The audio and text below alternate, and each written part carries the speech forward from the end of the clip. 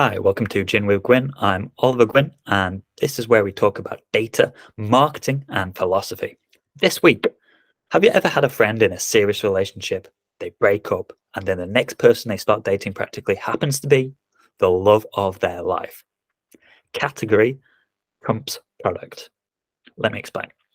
So, people and consumers, they typically go through some sort of psychological tick box exercise where they enter into a specific category and they decide that they are ready for a certain thing.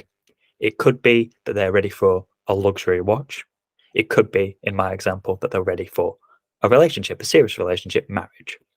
And once they enter into this category, it's very, very rare that they will then leave. It might be a case that, for example, somebody starts dating, they have some bad dates, and then they decide, hey, I'm not going to be on dating apps for a while. But sooner or later, they will typically come back. And the same with products, you might decide, hey, I've got enough money, I'd like to treat myself to a nice watch. If you lose your job, that changes. But once you've got your financial security back and that psychological tick box is ticked again, you will probably be in the market for a watch. And categories are generally broader and wider than most companies would like. So if you were McDonald's, for example, you might consider yourself, well, you're in a number of categories, right? So you might consider that you're in the burger category. So if somebody's hungry for a burger, you are one of their options at that particular point. But moreover, you're probably in the fast food category. And for McDonald's in particular, cheap fast food. And that's why when prices are rising at the moment, in terms of the actual food, that they're probably losing a lot of customers because psychologically, when people are thinking about McDonald's, it's not necessarily burgers or a particular meal that they like. It's more likely to be category led. So if McDonald's is in the category of cheap fast food, which I would say that they are, and you no longer think of them as cheap because the prices have gone up, then they no longer fit that category need for something quick and easy and cheap. And similarly with relationships, if you meet somebody and they happen to be the perfect person for you, they've got all the shared hobbies that you could want for, tick a lot of other boxes, but you want kids and they don't want kids, it's unlikely that you'll be able to bridge that gap because psychologically you have decided that you're in the category for kids.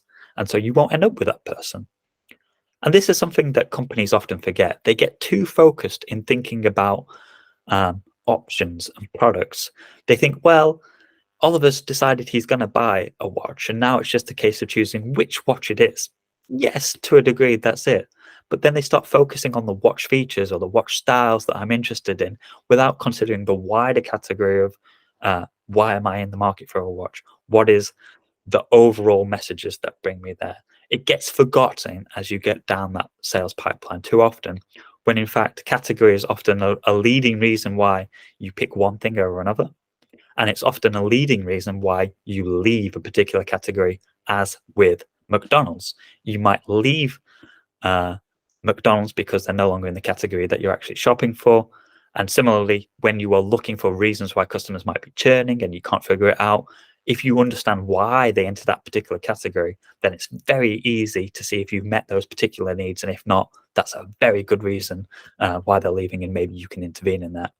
So this week's thought is category trumps products in most cases. And so are you focusing enough on category-led messaging? And how can the wider category match your products or services better? Thanks for watching. Tune in next week.